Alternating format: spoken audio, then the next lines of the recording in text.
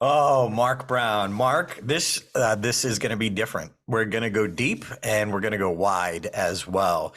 Uh, whew, what a background story. What a subject. We've never had a subject quite like this before. So I'm pretty pumped because dealing with challenging, tough, deep subjects, it's something we don't often tackle. Yet when we talk about personal stories, so many of our listeners have those deep moments that how do you handle that? How do you talk about that without leaving the audience down, Mark?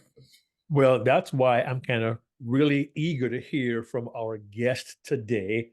And I would advise you, watching or listening, hang on to your seats. We're in for a ride with Frank King, who is a TEDx speaker extraordinaire. Darren, let's do this. We're going deep.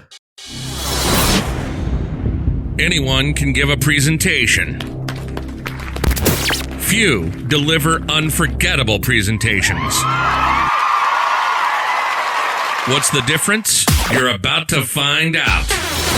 Welcome to the Unforgettable Presentations Podcasts with your hosts, world champion speakers and coaches Mark Brown. Your life tells a story, and there's someone out there who needs to hear it. And Darren LaCroix. Stage time, stage time, stage time. Ready for some powerful presentation ahas? Let's dive right in.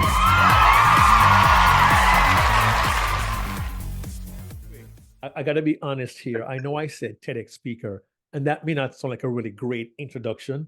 So I'll give our viewers and listeners a little bit more beyond TEDx speaking, TEDx coaching, full-time speaker, humorist. And I say humorist because we think, yeah, comedian. But for someone who can take serious topics and make them funny, that's a skill that we will learn about from our guest today. Darren? Yeah. And by the way, if you heard a little laugh in the background during the intro, that was Frank laughing at stage time, stage time, stage time. And Frank, I felt the connection, the comedian bond, because you get it. A lot of speakers, some of them may speak at Toastmasters or something like that, or some tough gigs. You don't know tough gigs until you had a comedy tough gig or two or three in a row where you're like, what was I thinking? The back of a bowling alley with the TV still going on. Yes, and yes. Yes, and yes. And when we say TEDx, we've had TEDx speakers and TEDx coaches. We've never had, I don't even know of anyone. And is this a world record? 11 TEDx talks. Right. That's amazing. It is, as far as I know, Darren, 2 times plus the number anybody else. I can find, there was a guy in England with 5 who passed away, and I can't find anybody else who had 5 or more. So and you didn't have anything to do with that, right? Not that you're aware of. Nice. Well played. Bam. So 11. And what I love is that's kind of your focus on stage we're going to go into. But let's just talk about getting 11 TEDx talks. And they kind of shut you down. They're like, you're done. Like you got to use you can use my name if you want sometime, just, Yeah. How did that happen? Like, and if you're interested in a TEDx talk, we'll give his contact info later. But if you want to get a TEDx talk to a guy who's gotten 11. Right? 11, like that's one more than 10. Just saying. Well, Seth Godin, my favorite marketing guru, said, TEDx, of course, an idea worth spreading. And if you want an idea worth spreading, all you need to do is to find your tribe and a vacuum. In my case, the vacuum is I speak on suicide prevention as a workplace health and safety priority. The vacuum is, even though one person dies every 9 minutes by suicide in the US, every 40 seconds worldwide, hardly anybody talks about it. So there's the vacuum. And my tribe are people with mental illness for whom the option of suicide is always on the menu as a solution for problems large and small. I have 2 mental health conditions. One is called major depressive disorder, relatively common, and chronic suicidal ideation, which is uncommon. Chronic suicidal ideation means, for me and people in my tribe, the option of suicide is always on the menu. as a solution for problems large and small. And I say to my audiences, when I say small, my car broke down a couple of years ago. I had 3 thoughts unbidden. 1, get it fixed. 2, buy a new one. 3, I could just kill myself. Wow. I know it sounds absurd. However, almost every time I've spoken since 2014, there's been at least one person in the audience who has that. They have no idea it has a name. They think they're just some kind of freak and completely alone. A young woman came up after a college presentation. Thanks for your keynote, she said. I said, you're welcome. She goes, but I got to tell you, it made me weep. How did it make you weep? She goes, you know your story about the car? Get it fixed, buy a new one, or kill yourself. I've been having those thoughts all my life. I had no idea that had a name. I thought I was just some kind of freak and completely alone. And then I heard you say you have it. And I realized for the first time in my life, I am not alone, and I wept. There's a little ROI for you. Wow. So that's what you need. You need an idea worth spreading. And I have a PDF I'd be glad to share with you guys. You can share with your audience. It's called The 6 Things You Can Do to Kill Your Chances of Landing a TEDx Talk. Yeah. And I'd be happy to share it with you so you can put it, a link in the show notes or whatever.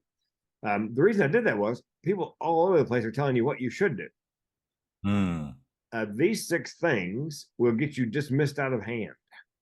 And number 1 is too much, too many ideas.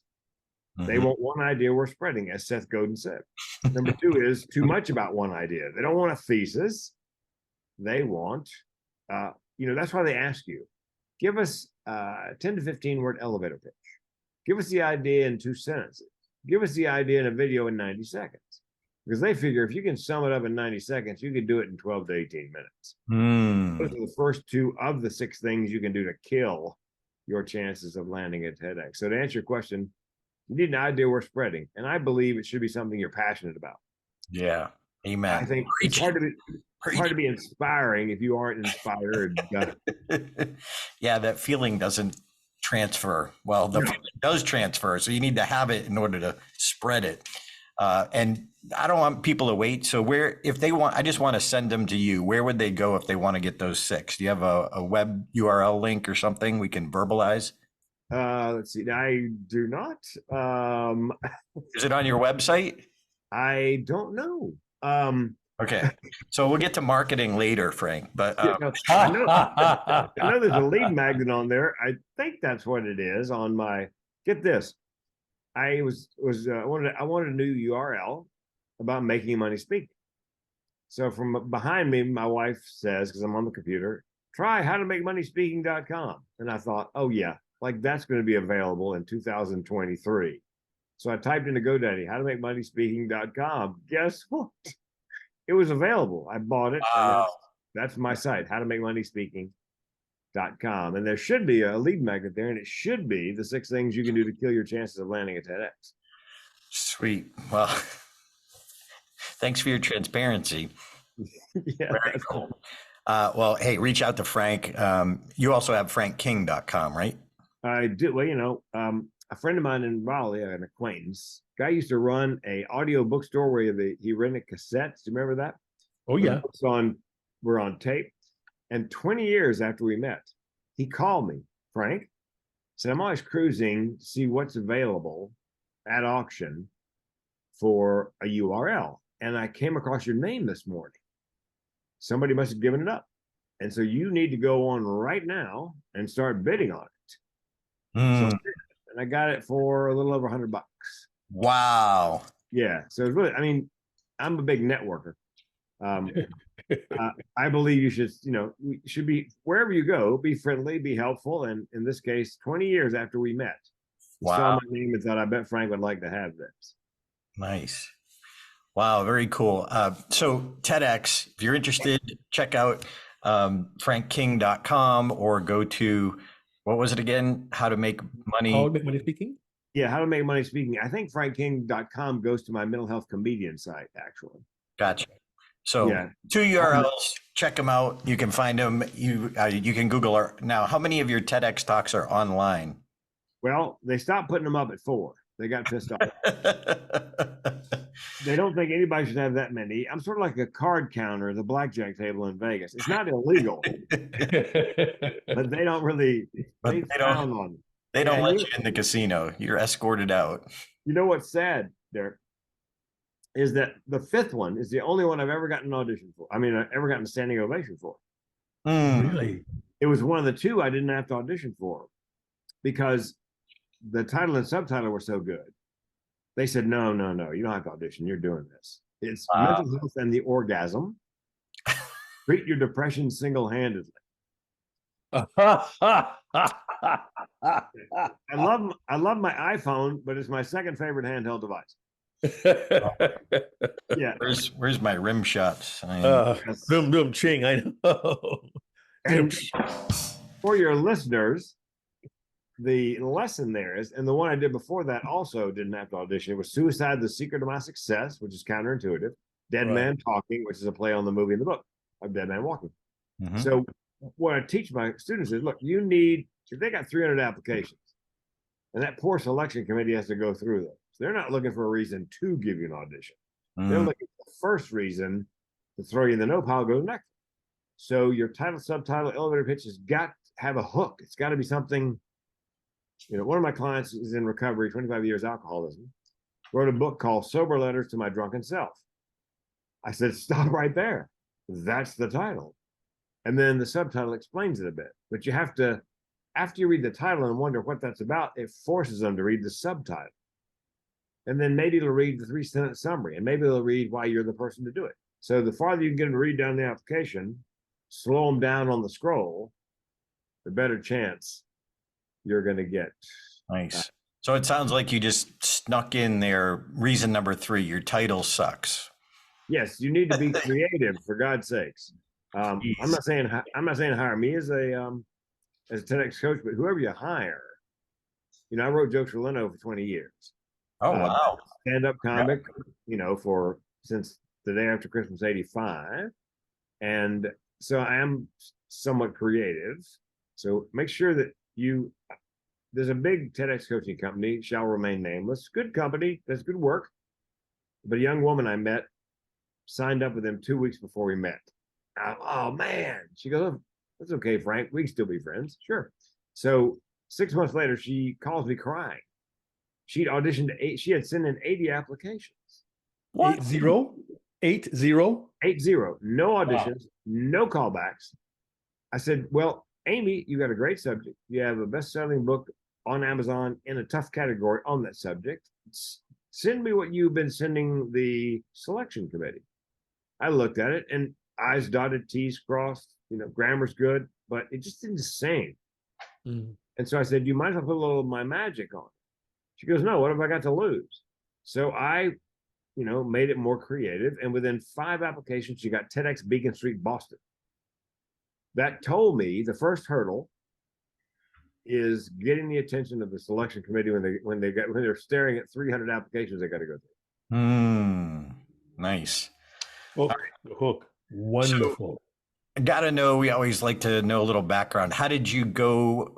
How did you either become a speaker or how did you become the comedian? How did you finally make that decision? Well, both are. I think comedian is in my DNA along with my mental illness. My family, more nuts in my family than a squirrel turd. And you're killing Mark. Mark's dying over here. You're speaking his language. Yeah. I love that reference. Wonderful metaphor. Thank you, Frank. Oh, my pleasure. Not a fan of the visual, but go ahead. Yeah, depression, suicide run in my family. It's called generational depression and suicide. You guys know, you probably heard me say it in my TEDx. And my grandmother died by suicide, my great aunt, my mom. I came close enough to tell you what the barrel of my gun tastes like. So but I started out in comedy, day after Christmas '85. And by the way, when we were there in La Jolla, you, me, and Mark, Darren, and I think we met before, but we really never had much time to chat. Yeah. And I got up on stage and talked about getting a TEDx, but I happened to mention something near and dear to Darren's heart, which is stage time, stage time, stage time. So I said to the audience, you know, I went on the road the day after Christmas '85. Said to my lovely girlfriend, now my wife, 37 years, I'm going on the road to be a stand-up comic. Do you want to come along for the ride? Thinking she'd go, oh, hell no. And she goes, yeah. So we gave up the apartment, our jobs, jumped in my tiny Dodge Colt, And we were on the road for 2,629 nights in a row, nonstop, club to club to club to club, wow. 7 years and change. So Darren comes up that day in LaCroix and goes, dude, I had no idea you had that kind of stage time. And Darren is correct. All those weren't improvs. You know, there were beer bars, pool halls, honky tonks, drunk idiots screaming, tell us some jokes we can dance to. Yeah. I played that. Yes. So I told my first joke in 4th grade. Kids laughed. Teacher was hysterical, laughing so hard she had to excuse herself to go to the teacher's lounge. At that moment, I decided I am going to be a stand-up comedian. Yes. And then 4th grade. The high school I went to, 12th grade, had a talent show. And nobody had ever done stand-up. This is 1975. So I did 15, 20 minutes of stand-up. I won. Of course, I was competing with the accordion player and the folk dancers. And so it wasn't a real, it wasn't a tough victory. But I went home and said to my mama, I am going to LA to be a comedian. She goes, no, you're not. You are going to college first. I don't care what you do when you get done. You can be a goat herder for all I care. But you are going to be a goat herder with a college degree. So I had to postpone my comedy dreams for 4 years, went to Carolina, picked up a couple of degrees, and then moved to Southern California, San Diego, with an insurance company I was working for. By chance, in San Diego, to this day, there's a branch of the world famous comedy club, the one up on Sunset, in La Jolla, California. That's where I started on April 1st, 84. Wow. First 5 minutes on stage, in my head, I heard a voice that said simply, you're home. And I decided your tribe. Wow. Yeah, I decided that moment I was going to do it professionally. Of course, I had no idea how I was going to do that. And since then, boys, I have threatened to write a keynote called "What Could You Do If You Didn't Know No Better?" Because I had no idea how hard it was to make a full-time living doing stand-up comedy. I mean, there were 35 of us my first open mic night, and 3 of us escaped gravity and actually made a living doing comedy, or making a living doing comedy. That's how difficult. And we weren't the funniest. We just happened to be the last person standing. It's the last person standing kind of business. Yep. Was that last comic standing, Frank? Yeah, I tried out for that 3 or 4 times and got absolutely nowhere. Really? But what happened was I went on the road, did the comedy. Then in 93, I got an offer from a radio station in my old hometown of Raleigh, North Carolina. There was a time during the mid-90s where they were hiring comics to be co-hosts or sidekicks on morning shows. And so I got the job April of 93, and I took it was number 1 morning show, number 1. And in 18 months, I took it to number 6. Nice. Yeah. 18 months. Yeah. A friend of mine said, you didn't drive that in the ground. You drove that in the Middle Earth. Good to have comedian friends. They're so supportive. Yeah, that is absolutely true. So my manager said to me, a guy that I'm still in touch with, by the way, a really nice guy. He hated to fire me. He loves people. He was crazy about me. He just didn't work out. He said, you go back on the road doing stand-up comedy. I said, Phil, the road is disappearing. Mid-90s, comedy clubs were closing faster than they were opening. However, I'd always been a clean comic. Not just no dirty words. You guys know, a comedy routine has a tone. Yeah. And so I'd always been a clean. I thought I'll do corporate comedy. So that's when somebody told me about NSA. So what I did was I joined NSA, Carolina's chapter, and they taught me the business. Because even though you're on stage, comedy and speaking, it's stage and comedy, it's a platform and speaking. And of course the fee structure is a little different. A comic would say to me, "What's the difference between a club comic and a corporate comic?" About $5,000 a night plus travel. Yeah, nice. Yeah, that's nice. My purest stand-up comedy friends gave me a hard time. You sold out. Amen. I said, you know what? I'm a whore. I'm a Christ whore. Mm. So then I rode that wave until the end of 2007. Made over $200,000 telling jokes in that last year. And then the recession hit. Yes. And by the way, meeting planners would say to me, we're paying you $5,000 for 45 minutes of jokes. And I would say, no, you're paying me for 7 years of beer bars and pool halls and honky tonks. Yeah. The experience. That's it, for the experience. Love that. So were you like in the Roadhouse with Patrick Swayze? We played some places like that. Name's Dalton. More than once, somebody said, meet me out front, I'm going to kick your butt. I don't know why anybody ever goes out front. Hit the back door, I'm gone. So, I was headed to the meeting plan. Look, you're not paying me for the jokes I tell.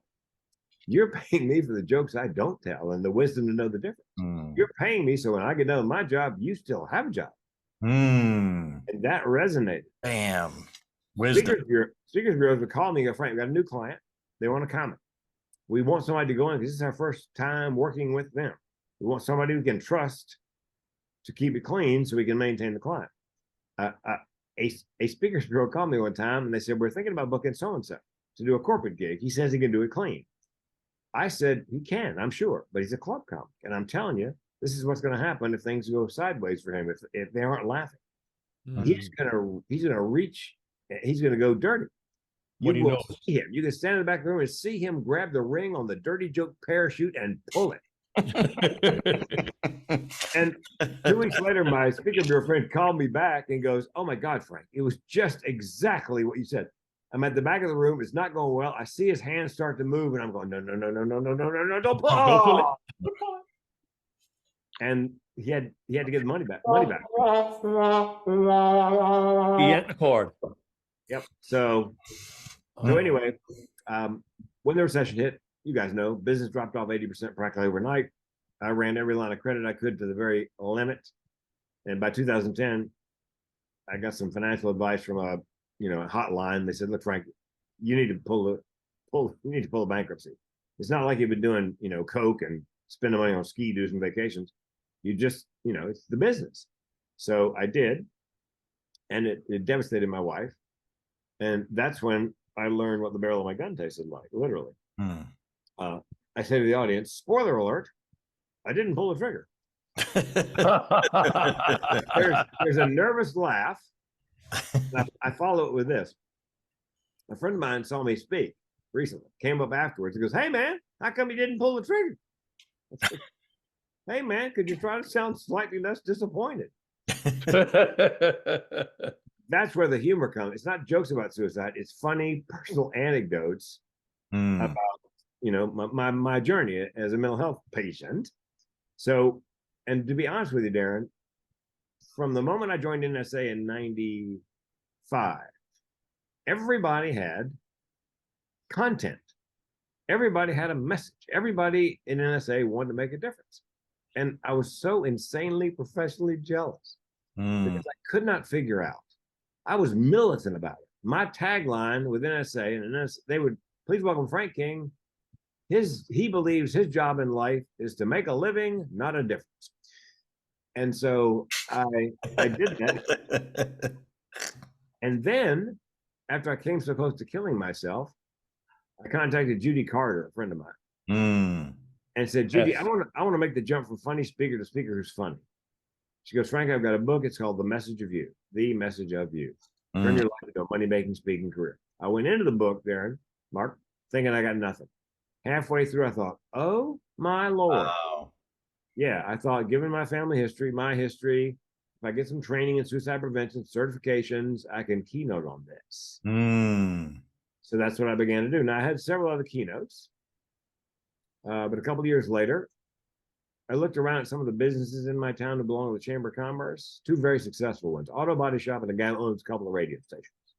And I thought, what do these disparate businesses have in common? They're very successful, both of them. And it hit me, duh, they do one thing and they do it well. And so that's when I decided, January 1st of that year, I am a suicide prevention speaker, period, full stop. If you ask me to do comedy, great. If you ask me to do one of my other keynotes, fine. but I'm not going to market anything. Right. Then I think the second step for speakers is once you decide your lane, as Jane Atkinson would say, then you need to figure out who your ideal clients are. Avatar. Yeah. So I looked at the list of the top 10 list of at-risk occupations for suicide in the US. And I selected 6 of the top 10 at-risk occupations for suicide in the US. And those are the only people I market to. Brilliant. Brilliant. Yeah, it's what you want to do is, I tell my clients, you want to become the thought leader expert in your lane so that you're no longer a commodity in the speaking business. When they come looking for somebody to speak on your topic, they don't look for anybody. They come looking for you. Now, it's a long game, and it's happened a number of times for me over the years. A woman has seen me speak 3 times. She became the executive director of a mental health organization in Southwest Washington. She called me up, said, Frank, I've seen you 3 times. I'm now the executive director. This is my first event, and I want to go really well. I want to hire you. What do you charge? I said, are you sitting down? She said, yes. I said, I'm $7,500 plus travel. She goes, I don't care. I'll get a grant. So I tell my speakers, people will tell you nonprofits, there's no money in speaking to nonprofits. No, if they want you bad enough, they'll find the money. If you're the person who does this, The thing that and I took it a step farther, mentalhealthcomedian.com, and then I have landing pages.com/dental /construction. Wow. My favorite /agriculture. A woman called me up. Yeah, a woman called me up. I want to book you to our agricultural bank. I said, how'd you find me? She goes, Frank, on a whim, I typed in suicide prevention speakers agriculture. Boom, there you were. Wow. She goes, what's really freaky is I'm reading the first paragraph on your webpage, and it says, hey, I'll bet you've been tasked to find the best suicide prevention speaker in agriculture. She said to herself, how does he know this? So the lesson there for your listeners is join the conversation in the client's head. That's why you have a /agriculture /osteopath, because they're looking. And so if you have a speaker page, homepage, great. I would delineate, I would do for all of your target markets a landing page so that when the meeting planner lands there, they don't just see that you are a suicide prevention speaker. They see one thing: you are an agriculture suicide prevention. They don't know I speak to other groups. It's exactly what they're looking for. Nice. Brilliant. Hey, just on a side note, did you ever hear my Judy Carter story? No. So just super quick, only because you know her, you brought it up. So I don't remember if I talked about this, that my story, my first time on stage. Did you hear me say that or talk about that? No. So there's a comedian in LA. His name is Chris McGuire. So anyway, when I decided I'm going to try this once, I was like listening to motivational speaker, tapes, and they said, go to someone who's where you want to be. I had never been to a comedy club. So I go to a local comedy club. Headliner that night, his name is Chris McGuire. And he was approachable. I was shy, quiet, worked up all the energy I could. And I said, hi, my name is Darren. I want to try this. What do I need to do? He said, are you funny? I said, no. He said, good. I'm like, what? And he said, go get the Judy Carter book, Stand Up Comedy, the book. And he said, number 2, go to an open mic night. So I took his advice, and I've been telling that story for years. So in about, I don't know, just late 1990s, early 2000s, I get a phone call, and it's Judy. She goes, are you Darren LaCroix? I was like, yes. She goes, who the heck are you? And she's like ranting and raving funny wise, but she's ranting. She goes, I heard you are single-handedly keeping my book on the shelf, Stand Up Comedy, the book, because I've been telling that story and telling Toastmasters around the world to go get this book. She goes, why aren't you promoting my comedy Bible? I'm like, that's not the book that changed my life and gave me the direction. So we had a great laugh, and she and I taught a humor boot camp together for a while, but she's awesome. And I love the message of you. Great book. If you're listening to this, go get that book if you haven't figured out your message yet. Yes. And by the way, I met Judy the same way, because people would ask me about becoming funny. And I would recommend, I put in a Facebook post, somebody on Facebook asked one of the comedy, Facebook groups or whatever. I would put in Comedy Bible, and then I'd tag Judy and tag Judy and tag Judy. And then the message Judy, tag Judy. Finally, she called me. Okay, who are you? Nice. That's funny. Yeah. All right. Now, one of I love all this. I didn't know we were going to get marketing advice. That was brilliant. Love that. Thank you. One thing I do want to talk about is the fact that you talk about suicide and you're a comedian. How does someone who's listening, who has a deep story, a dark story, a tough subject, how do you look at, how do I talk about this on stage and yet leave the audience up at the end? Well, a couple of ways. One is I tell a lot of personal anecdotes. Mm-hmm. Meeting planner calls me. I'm doing a keynote for her. She knows good and well. I put a gun in my mouth. I say, what do you want to cover? She goes, just give me a couple of bullet points. So I let that hang in the air. She goes, oh God, oh God, oh God. So funny personal anecdotes. Yeah. Mark, you didn't get that, did you? No, I did not. A couple bullet points, gun in mouth. Yes, I know. I got it now. Yeah, I got it now. Okay. Yeah. So I'm big on telling you what not to do. What not to do is that don't make jokes about it. It's not a joke. It's not joke material, depression, Right. suicide. But there are, even in the darkest, there are funny things that happen. Mm. In my first TEDx talk, you guys heard it. I say to the audience, I went to TED.com to see how other people handle the subject of suicide, figuring there'd be dozens of talks on suicide. And there were 3. And I said, and it hit me. Duh. If you're really good at suicide, you're not going to be recording a TEDx talk. Oh, man. Yeah. Ouch. And from a family perspective, my grandmother killed herself with a gas stove. My great aunt killed herself with an old Loctite refrigerator. I said to the audience, what is it with my family and major appliances? I go past Home Depot, I tear up. So the key is funny personal anecdotes or things like the I went looking for talks. There were only 3. There's the funny. I've been asked in the past, does being a comedian keep you from getting a booking on suicide prevention? I go, no, you got it wrong. It's backwards. Mm. They want the lived experience. They want the learning objectives and action items. And the fact I can leaven it with some well-placed, tasteful, organic humor pushes me over the top. And speaking tip for your clients, my feeling is you need to move them emotionally from laughter to tears and back. And I do. When I tell my story, I get a little choked up every time, and I'm not putting it on because I'm reliving the story. Sure. And then I make them laugh. And there's a story at the end about why I don't kill myself. My mother had a difficult time getting pregnant. Got pregnant, carried it 9 months. Shortly after birth, passed away. Got pregnant a year later, carried it to term. 9 months. Shortly after birth, it passed away. Where she found the strength to try a 3rd and 4th time when I was born, my sister was born, I have no idea. But here's my feeling. Here's why I stick around. I figure she worked so hard and was so brave bringing me here that I have to work at least as hard and be at least as brave. Mm-hmm. And man, any woman in the audience who's ever had a child is in tears. Wow. And then I said, let me leave you on a high note. Every now and then, as somebody who lives with mental illness, I get tired of saying when somebody says, how are you?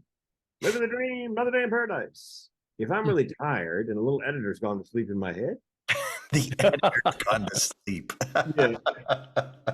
Nice young Uber driver after I did 2 3-hour suicide prevention CEs back to back. Oof. I crawl in the Uber, our eyes lock in the rearview mirror. He goes, how you doing, man? I thought, I'm going to tell him. I'm depressed and suicidal, dude. How are you? He freezes. And then he says, what am I supposed to say to that? I said, do you really want to know? He goes, I do. You're supposed to ask me if I have a plan. He thinks about it and he goes, do you have a plan? And then it hit him. Turns in his seat. He goes, "Oh dear God, does it involve Uber?" Oh, That is great. oh. Does it involve Uber? Yeah, that's where the you know that's where the humor is. Hmm. Really, and there's a psychological principle. If you tell somebody something really serious, talking about something really serious like suicide, if the next thing out of your mouth is something where you can move them toward the laughter pole, they're much better prepared mentally for the next piece of serious business. They call it comic relief for a reason. Right. So we go back and forth. Smart. Yeah. Mark, I knew this would be good. I had no idea it would be hitting wisdom. We're gonna have to do an hour of recaps. I'm writing right now. I know. That's wow. Frank, just man, I hope you know how much of a gift you are to the world, and I can't even imagine how many people's lives you've saved, and you'll never even know it. No. Occasionally somebody will DM or tweets, or the guy in England watched my YouTube first talk, sent me a note on YouTube, said, I'm depressed. I got a great life, lovely wife, darling 8-year-old daughter, good job. Can't remember the last time I was happy. And I watched your TEDx talk, and I realized for the first time I was not alone. This wasn't just me. And I mean, that's the ROI. When I speak there, I always set aside 45 minutes after. Wow. I just say, look, we're gonna do some general Q&A. But if you got a story to share or a question to ask, and you don't want to ask in front of everybody, I'll hang out 45 minutes, and sometimes it's 2 people, sometimes it's 10. In Cincinnati, I was speaking on site at a construction project. Almost all men. At the end, there were 6 guys lined up, which is kind of unusual. Men don't usually, big boys don't cry. Last guy in line, a black gentleman, probably mid-20s. He's crying so hard he can't speak. So I wait. And I said, "What's up?" And he said, "Well, I haven't slept in 2 days. I work on the 5th floor, and I think about jumping every day." I said, "Why is that?" He said, "Because I've lost 3 people close to me in the last year to violence, including my daughter who died in my arms." Now, I'm guessing he's never told his workmates that, maybe the rest of his family that, or his friends. But because I started the conversation and was vulnerable on stage and talked about my issues, he felt comfortable enough to come up. Well, the HR guy was standing not 6 feet away, and I waved him over. I said, "Come here a minute. You need to take this gentleman by the hand, go find a copy of the EAP binder, and get him to a mental health facility right now, because he is circling the drain." And so he took him by the hand. Now, a couple of months later, I'm talking to the meeting planner. I can almost not bring myself to ask. Finally, I said, "Listen, I got to ask you, how's that nice young man?" She goes, "Frank, you got evaluated, got medicated, back on the job." Score. So, and that's what I was hoping for, Darren, when I joined NSA, that someday I could make a living and make a difference for people. My goal is to save a life a day. Wow. That's so noble, man. Wow. And Frank, since we're talking about this, I was blown away by your closing and your call to action. Are you okay if I share just that clip at the end of your TEDx talk? Oh, yeah, sure. Because you can't fake this kind of emotion. And Mark, this could be the best call to action I have ever heard. And I don't say that lightly. No. So I must laugh. Oh, this one. Yes. I must laugh at the facial expression that it froze on. If you're listening to the audio version, I'm sorry you'll miss this, but you can look it up if you go to TEDxTalks.com and Suicide, the Secret of My Success, Dead Man Walking, Frank King. So I just want to play the end of this because, Mark, I don't know if you saw this one. I know you watched one of them or a couple of them. Not this one, but let's do it. Let's see. Call to action. So just listen up. And if you're listening to the audio, listen intently for the emotion. You can see his eyes getting welled up. I hope you can feel the emotion. Check it out. Well, I had $1 million life insurance policy. So I was literally worth more financially to her dead than alive. Emotionally, different story, but financially, worth more dead than alive. However, I wasn't sure how long I'd had that policy. Yeah. So, do you know this? Every suicide policy, every life insurance policy has a suicide clause. You have to have the policy 24 months. You kill yourself in less than 24 months, pays nothing. After 24 months, pays in full. So the rational part of my brain would not allow the irrational part of my brain to end my life and leave my wife brokenhearted and destitute. I had 2 months. So I had a conversation with myself. I said, you know, I can wait 2 months until the policy's in force. And maybe things will get better in those 2 months, and I won't pull the trigger. But if they don't get better, I can still kill myself. So suicide, in a strange way, the option of suicide, saved my life. In 2 months, things did get better. Bankruptcy went through, harassing phone calls stopped, my depression lifted a little bit, things got better. Woke up in the morning, I could move that rock. So here's the deal. Here's my parting thought to you. If you have a mental illness and you are in crisis, help is available. That's Suicide Prevention Lifeline. And for younger people who like to text, that's a suicide prevention text line, 741-741. If you are not in crisis, but you are living with a mental illness and you're struggling, see me at the break. Because as a member of my tribe, I will do my best to help you get the resources you need. So when you wake up in the morning, you can move that rock. Thanks very much. Wow. I got choked up and I know how it ended. Wow. Mark, your thoughts? I'm processing that right now, quite honestly. That is just powerful. And the most moving part for me, Frank, was the raw gut level authenticity of what you said. That was not a speaker trying to wow the audience with a great call to action. That was a man offering himself to people who may feel what he has felt. And even after all this time, you're still emotional, you're still driven, you still see the value of a life. And I'm a little confused, Frank. How do you handle that responsibility while still feeling those feelings from time to time? How do you do that?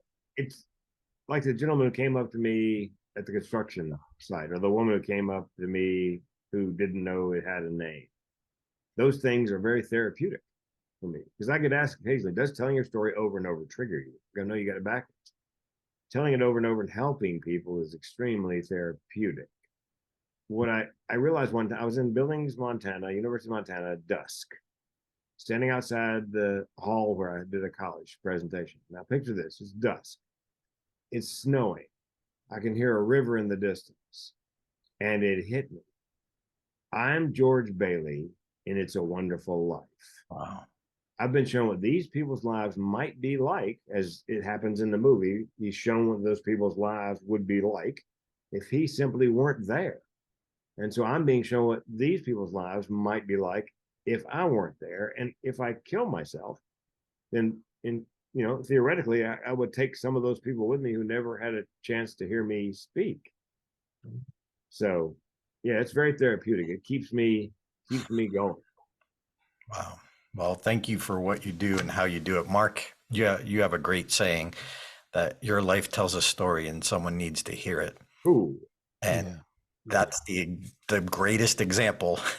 And if you're listening to this and you have a deep story, we're encouraging you that someone does need to hear it.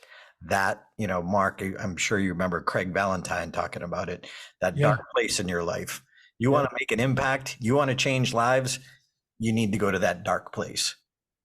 And don't do it alone. Get help, get a coach, get therapy.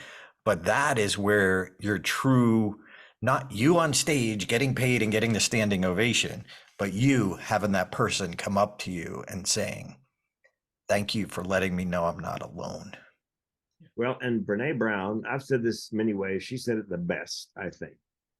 And it applies to me. She said, I am so comfortable in my darkness that I can sit with you comfortably in yours. That's good. Frank, help me out. You used a line just now. You mentioned getting it backwards. I think that thought bears repeating. Do you recall what you said just now about I asked you, how do you handle it, helping others while you're going through that? And you said, I may have gotten it backwards. Do you recall what you said? Yes, because people ask me, are you triggered by telling your story over and over like that? Because sometimes people get triggered when like if they're writing a book and they're reliving the story, that's very painful. Right. In my case, when I'm doing it out loud and reliving that story, I'm helping people. I know because they come up after, or they DM me, or, they somehow communicate. I put my cell phone number on the screen every time I speak. And I say, look, if you're suicidal, dial 988, the new 3-digit number. If you're just having a bad day, call a crazy person. Here's my cell. Now, let me take it one step farther, Darren. Young man called me one time, sounded young. He goes, I can't believe this is your real phone number. I said, dude, how bad would the karma be if I gave you a number to call when you're having a bad day and it was fake? And I said, I'm a comic. I'll make it worse. Hold, please. Yeah. And comics, Darren, I said, I can tag that. The on hold music would be another one bites the dust, and another one down, and another one down. Oh my man. Dark humor, Frank. Dark Yeah. humor. 7,000 stage times will do that to you, Mark, just so you know. Well, and I was on the Clubhouse something one time, and the subject matter was, how do you get confident on stage? So I let everybody else speak. And then I said, okay, here's my feeling on this. You want to be confident on stage? Stand in your truth. Meeting planners say to me, do you want the evaluations? No. I mean, I have Talkadot now, so I get, Yeah, you can get them if you. Yeah, but Talkadot. I do what I do.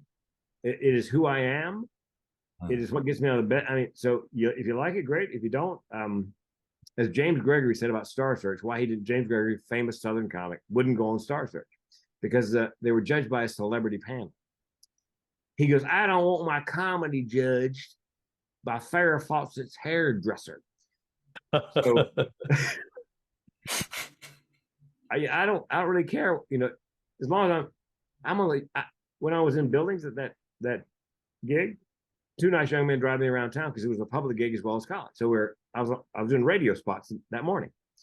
And the young man said to me, comedy on campus right nowadays is very fraught. I mean, you step on people's toes and they get their feelings hurt. Do you worry about that? And I said, well, if I was doing stand-up here, I would be very careful. I said, but I'm here to save lives. So do you want my opinion on that? He goes, yeah. I said, F them. Nobody died having their toes stepped on. Wow. Well, Frank, we want to honor your time here. Mark, if you want to put your notes together, and Frank, again, how could people reach out to you? Or LinkedIn, Frank King Comedian on LinkedIn. I got a big following on LinkedIn. Go to howtomakemoneyspeaking.com, where I teach people, kind of like you guys do, how to make money on cruises, colleges, corporations, associations. Or do a TEDx, land a TEDx. By the way, one of the things you can do to kill your chances is not apply to enough of them. People apply a couple times and apply. I've never done one, Darren, that I didn't have to fly to. So apply all over. They're 200 plus around the country. So apply everywhere you possibly can. And here's a tip for you. Application links are hard to find because TED doesn't want you to apply because they got too many people applying. Right. Type in TEDx applications 2024 and do something you never do. Go about 9 Google pages deep. They say about where, if you want to kill somebody, want to hide a body, where would you put it? Google page 2, because nobody goes there. So, but go deep, because sometimes their SEO is not great, and you'll find a link or two, page 7, page 8, page 9, and you can apply. I mean, you just fill out the application, send it in, and And yeah, so definitely connect with Frank on LinkedIn for sure. And then Talk to him directly. Maybe you need some advice. So my last question for you, as Mark puts things together, is if you were sitting down over coffee to a, let's say, emerging presenter who really is passionate about being unforgettable, what advice would you give them? 2 pieces. One that I learned at NSA in 95 that I didn't put into practice till 2014. Slow learner. Good curiosity there. Yes, is the riches are in the niches. Heard that the first time at NSA. And then Jane Atkinson, I did her podcast, and I think she created this line, pick a lane. Speak on one thing. Now, have other offerings, so you can do a breakout or a concurrent session, but be known for one thing and market to one small set. Seth Godin said, you don't need everybody. You just need the smallest viable number of people, clients, to maintain or sustain your life, the lifestyle you are after. Don't spray and pray. Make your marketing, laser focused. So that'd be, I guess, kind of riches in the niches, pick a lane. It's sort of the same thing. Hey, Regina, we got to change our marketing plan. Darn it. I was spraying and praying and. Oh, man. Sorry about that. No, hey, you've helped me out here. Now I know I have to start my list of what not to do, everything I have done. Cool. Thank you. Mark, what do we got there? Well, first of all, stop spraying and praying. For a TEDx application, be willing to go 9 pages deep in Google to find the right link. I love that. Stand in your truth. I'm going backwards, by the way. Stand in your truth. Make a living to make a difference. Woo! Making people laugh prepares them for your next serious point. Ooh, I like that one too. Nonprofits will find a way if you are the right speaker in their lane. Market to your lane with a laser focus and find out who your ideal clients are. Get the book, The Message of You by Julie. Amen. Preach it. I love this one. Don't tell jokes. Use funny, humorous, personal anecdotes instead. Yeah, Mark, on that one, real quick. Ted, I see the TED. I'm like, TED, I'm reading TED, which is super subtle. So, Frank, one of the jokes I cracked up about was you said you and your wife were complete opposites. They say opposites attract. Yeah. Mark, I don't know if you heard that one. Go ahead. Yes, I shouldn't have married my first wife. We had nothing in common. But you know what they say, opposites attract. She was pregnant. I wasn't.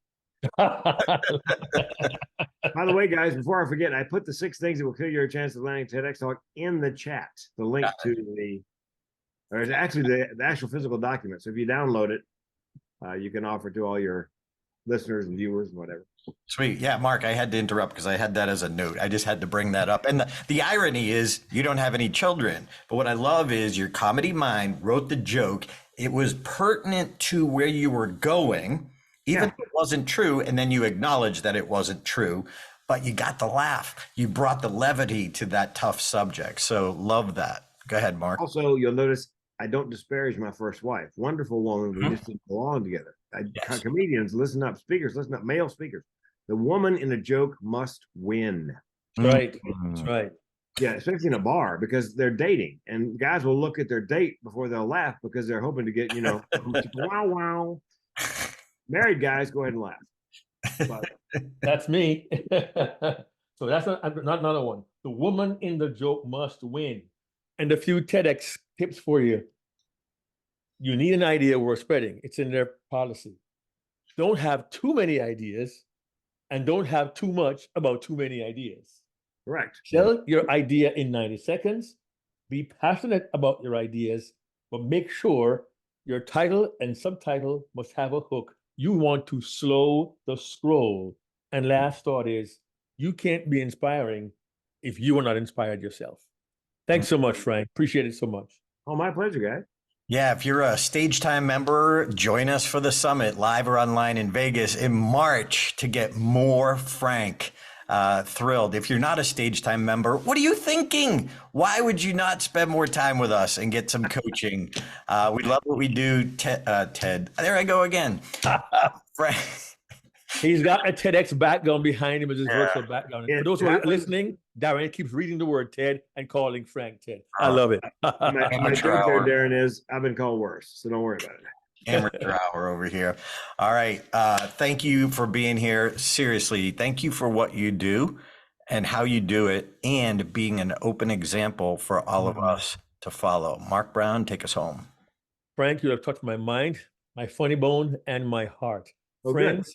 Friends, there is nothing like being in the company of great presenters, great speakers, and great guests. So join us at Stage Time and tune in next week for the next Unforgettable Presentations podcast. See you next week. Hey there, this is Darren LaCroix. Thanks for checking out this podcast episode on YouTube. If you want all of them, not every one is on YouTube, check out your favorite podcast platform so you don't miss an episode. Keep being a sponge so you can be unforgettable. Check out StagetimeUniversity.com, where good presenters become unforgettable.